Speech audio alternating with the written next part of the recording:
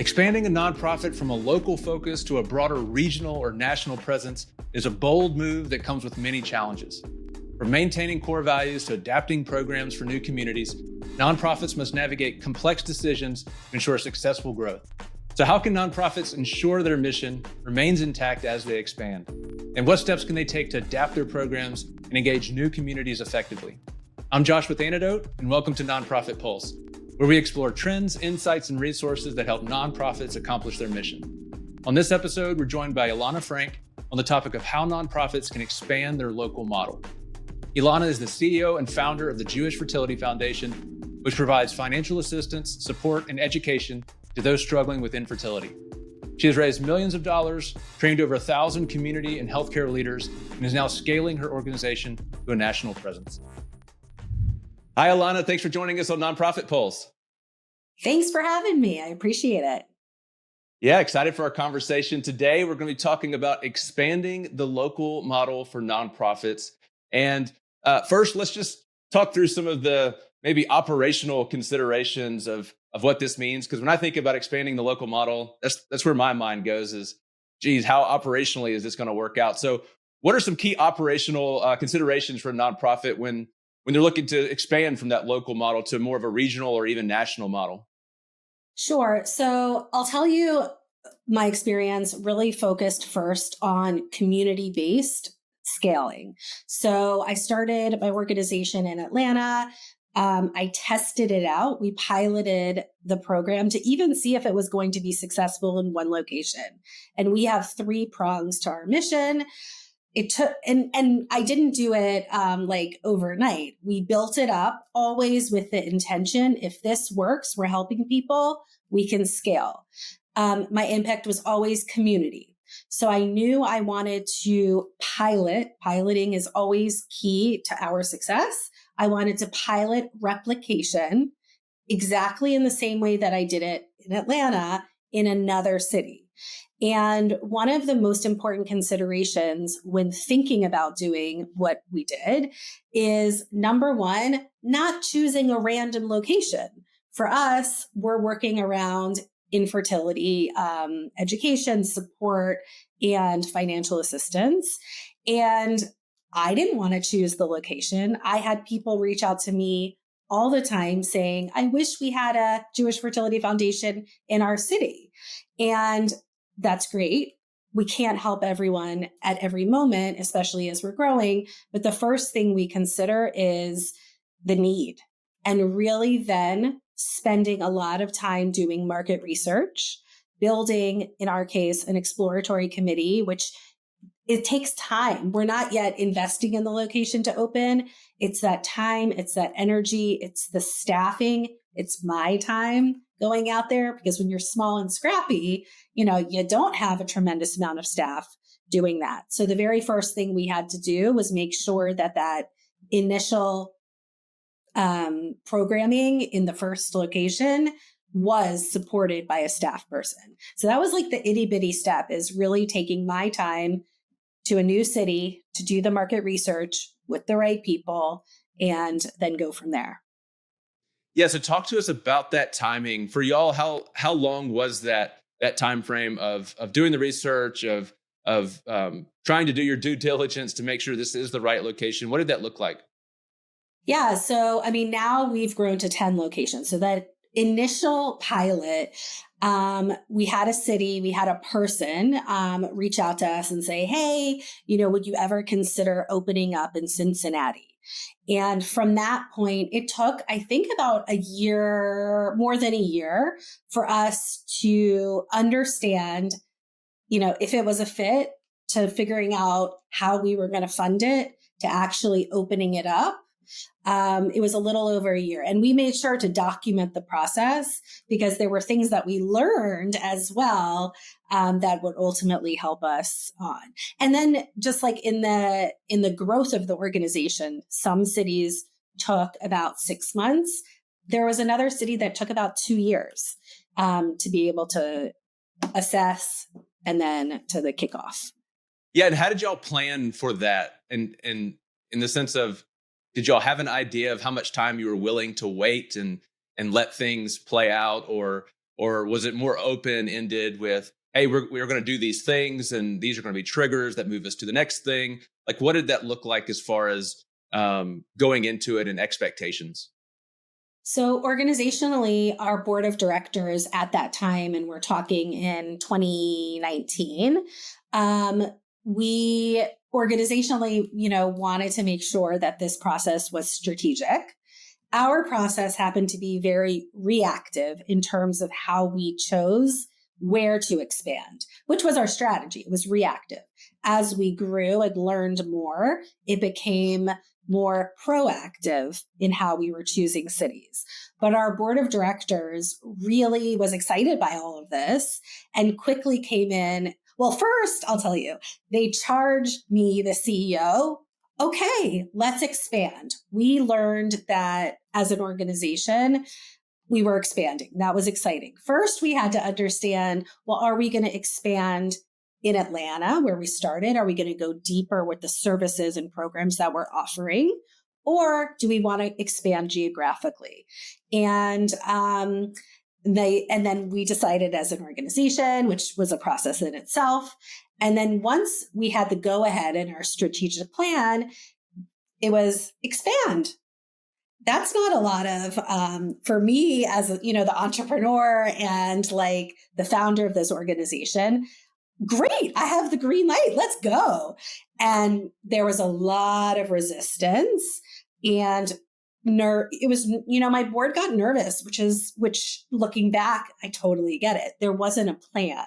And so we spent a lot of time creating a organizational policy of when the board was going to be involved and how. And ultimately, it led us to coming up with a comfortable number of locations we would open annually, which was 1 to 3. So I never felt pressure, like as the CEO, you have to open this location or else. It was more of like, if the opportunity presents itself, go through the steps that we created. And then if everything checks all of our boxes, it makes sense to open up this location. Got it. So, Elana, thinking about some of the scary parts of expanding locally, one of the things that comes to my mind is losing kind of your soul of your organization as you expand and really leave your local roots. So, what would you say to those who are worried about that? How can they really ensure that their core mission and values can expand and can remain strong and deeply rooted in their organization, even as they expand? Yeah, I would say it's very possible. And we were also looking like, what type of organization are we going to be? Are we going to be a franchise, right? Like we create this menu and list of, the JFF way, we hand it over and then they're in charge. That's not who we wanted to be. We really wanted to make sure that our product remained as high of a quality as we really believe it is. And so what we chose to do is that we work very, very closely with a location, with volunteers and community leaders on the ground. By the time we get to the point of opening up a city, we together hire a local manager in that location, but they ultimately report to us. They are us. So there's not a them and an us. They are learning the JFF way. We're learning about the specific community needs. And together we are providing this, JFF service. Yeah, and I want to talk more about local community engagement and what that looks like in just a moment. But first, maybe let's shift to strategy a bit. What strategies can nonprofits use to really replicate the success of their local model in new areas or communities? You mentioned the menu idea, which is more of a one-to-one. That would be maybe one strategy. But what other strategies would you recommend for doing that? So for us, I think it was more about understanding what we provide in this space. And we have these 3 prongs. Those are the 3 prongs that we were looking to replicate. And being very careful of mission creep, knowing that it's okay to say no at times. And we had locations or communities that reached out to us and they're like, we only want 2 of those mission areas. And we had to say, we totally respect that, but that's not what we're doing right now. What we're trying to do over the next few years is understand, can we really replicate around, what are being true to our model? So knowing that you can say no and not going outside of the scope to meet the needs of the community, which is ironic because I always want to meet the needs of the community, but really being true to the program that you've built. Yeah, I love that. And just the power of no in those situations. It's so important. Mission creep has come up on several of our past episodes. And, and it makes sense because look, nonprofits want to help people. They want to serve people, have a heart to care for people. And when someone shows up and says, hey, we have this need, it might be a little outside of your wheelhouse or your offerings or your mission, but can you still help us? It's very hard to say no. It's very hard to see that as something other than a yes opportunity. And yet it can be so detrimental to really veer off from what your core offerings are and what you're trying to accomplish.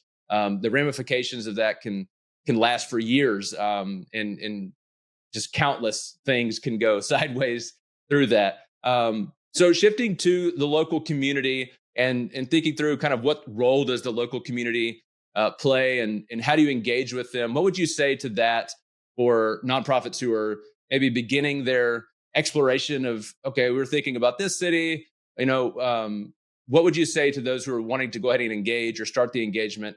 And then what can they expect or hope from those local community leaders as far as relationship, resources, et cetera? Yeah, I think one of the challenges that I've seen my peers experience, which we don't experience, is the community welcoming an established organization if it didn't start there. So if you're a national organization trying to go into a city, it can pose challenges. We do it in the opposite. We never have to get the buy-in because we are building the buy-in from the grassroots level. So generally, somebody in the community for us, whether it's like a reproductive attorney or a reproductive therapist, or somebody within the Jewish community who is a rabbi, a community leader, or a veteran of infertility, somebody who's gone through infertility, they reach out and they start this process. The very first thing that I ask them to do is homework. I want to know, the demographics. I want to know how many people we have the potential to serve. What does their market look like? How many people are within the age of, baby making years, 25 to 45? Are there large corporations in the city that people are coming back home after college to? Like, is there an influx of people there? Are there local fertility clinics there? Are there, what is their philanthropic community like? These are questions like I know even beforehand. And then remember, I told you my board gets involved. I share this with my board. It's a conversation. If everything looks like, oh, that is a fit for our organization, then the real work of the community starts and they build an exploratory committee. And it's made up of all the experts in this space who potentially are going to be the community builders. So by the time they're all connected and excited, and we get to, for us, raising initial capital, which is the next phase, we pretty much have a buzz going on. People know we're already there. It's not like we have to really break down those barriers because we've been doing such deep work in the community already. Yeah, that's so good. And it maybe even thinking about public relations and go ahead and having a contact at the local newspaper or the regional newspaper, the news channel, just playing that who do you know game, right? Yeah. Hey, this would be a great morning segment. New nonprofit addressing fertility challenges comes to Cincinnati, right? Just a lot of opportunity in kind of laying those seeds, planting those seeds early on. This podcast is brought to you by Antidote. With more than 13 years of serving nonprofits, churches, ministries, campaigns, and schools, Antidote has processed billions of dollars in donations. That experience has guided us in building tools that save your organization time and money. Join more than 30,000 organizations and increase giving today. Learn more at antidote.com. ANEDOT.com. Antidote.com. Antidote. Save time and money with powerful giving tools. So thinking about operational capacity, Elana, there's a lot that goes into scaling a nonprofit. There's a lot of areas from staffing to infrastructure and fundraising, even support. How would you guide nonprofits in really successfully scaling that operational capacity as they expand beyond their local organization? Yeah, I mean, it's not just as easy as picking up and understanding the budget of one, if you're going to another community or region, it's not just picking up and understanding this is the budget. It cost $100,000 to run this operation. Now it's going to be 200. That's not the case. In some cases, you can actually consolidate some of the offerings. And so some things will be less expensive. But organizationally, there's more management that needs to happen, more fundraising, more advertising, more X, Y, and Z. It's not just multiply your budget by 2. It's really understanding that ultimately you're building a larger infrastructure, and to take that into consideration as well. Yeah, that's so important. And I think naturally we just think, okay, well, we've got 15 staff or 20 staff, and therefore we're going to need 15 staff and we're going to need this. And there's so much complexity that is really under the hood that has to be thought through, thoroughly planned, and reaching out to other nonprofits who have already done this, right? I mean, thinking of you and thinking of JFF, they give others, even shared service models I know are super valuable to nonprofits and say, hey, look, you're in Atlanta, Elana, having all of the marketing maybe for another place, another location, another city done in Atlanta without having to hire another graphic designer or hire a web support person. I mean, those are great efficiency gains that organizations can tap into right away. But that said, there still needs to be fundraising involved in that and funding of that shared service team. Exactly. Any other thoughts there as far as capacity and maybe some challenges around that you wish you had known before you all grew your organization? Yeah, I mean, I wish there are lots of great places that I have gone to learn. So, I mean, I've always been in the nonprofit space, but being a CEO can be pretty lonely, and you have to be resourceful. You have to figure things out. So I've, number one, taken advantage of fellowships. There within the Jewish community, there are many incubators or fellowships that can help accelerate your growth and help present information that you might not even think about. So that's one kind of tip I would offer. Another tip I would offer would be, you start having, now I think we have 17 people on staff, right? There's health benefits needs, and there's also things like payroll and things like, if you can't yet afford financial services, but you still have to do an audit. I really love using consultants or outside companies that focus on nonprofits, because then I don't have to hire somebody internal until we can really afford it. And I've done that both, I work with a PEO company. I work with a company that actually offers a health reimbursement, like a debit card. I had to figure these things out on my own. I wish there was one place that I could go to say, if you're below, a $500,000 budget, $1 million budget, $2 million budget, what are some opportunities without growing your staff quickly? Because then you have to fundraise more, but you still need these services. That's been something a struggle that, gosh, I would have saved so much time and energy if somebody had just told me these things. So I'm sharing it with you now. Yes. And maybe speak to us about how you all approach full-time and part-time and how that played into your expansion. What were those early discussions like whenever deciding, hey, should this role be a full-time or a part-time? What did that look like? Again, it's becoming,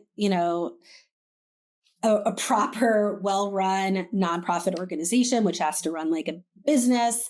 But in the early days, we were so scrappy. I mean, I was doing everything until I could afford a part-time person. And then, more part-time people really built the community-based management positions. Like we have a manager in each of our cities. I know that role needs to be full-time, and I'm working on that now.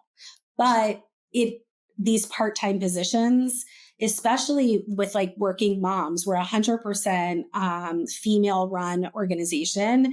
And we love that. And we also give an opportunity for women who might have been out of the workforce for a while to come in and still have a family life, also really making a difference. So it gives us that opportunity to work with part-time people. Also, we learned a few years ago that the executive staff, my staff, has to be full-time. There is a different level of commitment from the professional when they are working full-time. And we needed that at the level of the executive team. So, I mean, there's things we learn along the way, mistakes we make along the way. But I think every lesson that we learned, has brought us to where we are today. And what does the executive level staffing at your other locations look like? Or what is the plan there? A lot of organizations will have maybe an executive level director at each city. And maybe that won't be for a period of 3 to 5 years, but there's usually some plan of having that level of commitment and level of leader there. What does that look like for JFF? Well, I'll tell you about our executive team because they really are supporting the managers on the ground. Right now, we have part-time managers up until full-time managers. It depends on the size of the location. When I say size, how many people they are serving. So really a lot of the work is behind the scenes coming from what we call our headquarters, which is our executive team. And we also work with graduate school social work interns who are doing a lot of the support and programming. That's great. So that's been a great tool we've used for like 9 years, graduate school social workers.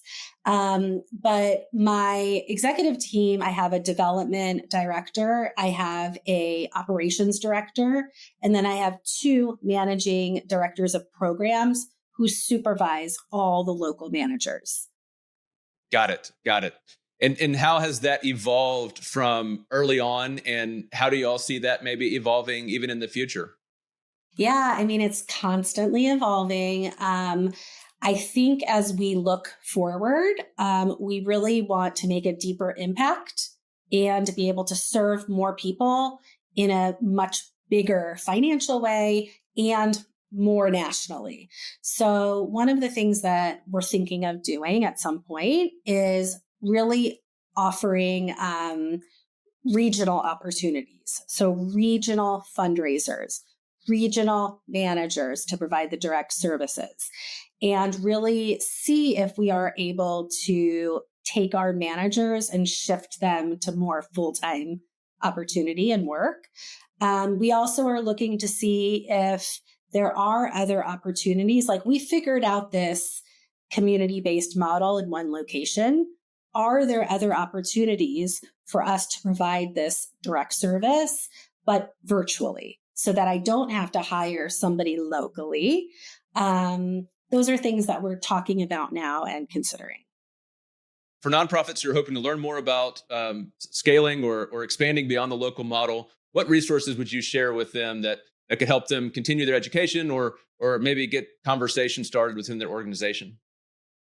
Gosh, I mean, I mentioned before fellowships. Right now, I'm part of this. It's called Upstart Accelerator. It has been tremendous. I'm with like 8 other organizations who are at this, like, we're about a $2 million organization and we're scaling nationally. And the resources have been tremendous. I mean, I went to graduate school for nonprofit management. Great. These are not things that you learn in graduate school.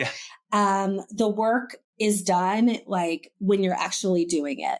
I think that my strategy has been these fellowships, but also talking to people who are a step ahead of me and really focusing on what their mistakes were, right? So like I can figure out, I mean, it's important to know also what they did well, but what are their learning curves so I can learn from that. And that's been just talking to anybody who will talk to me has been a strategy that I utilize.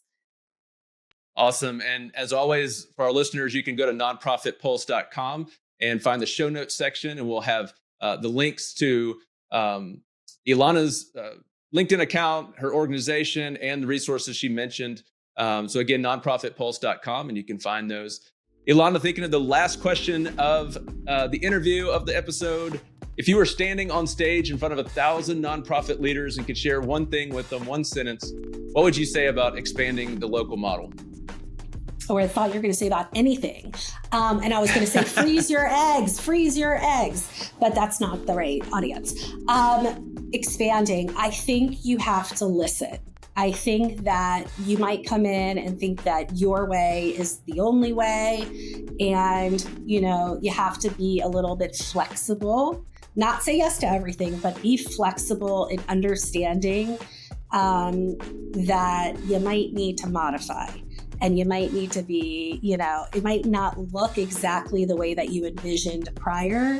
And that's okay, as long as your model is doing what it's supposed to be doing and ultimately in the nonprofit world, helping people. Love it. Love it. This has been such a helpful episode, such a helpful conversation. Elana, thanks so much for joining us, and just congratulations on all the success at Jewish Fertility Foundation and your leadership and what you've been able to accomplish there. Just so thankful for you joining us. And again, everyone can check out the show notes at nonprofitpulse.com to learn more about Elana and the resources. But just thanks again for joining us. Thanks, Josh. Hey, thanks for listening. If you enjoyed this conversation, please share or leave us a rating and review wherever you listen to podcasts. Also, head on over to nonprofitpulse.com to sign up for our monthly newsletter, as well as check out all the links and resources in the show notes. We'll see you next time.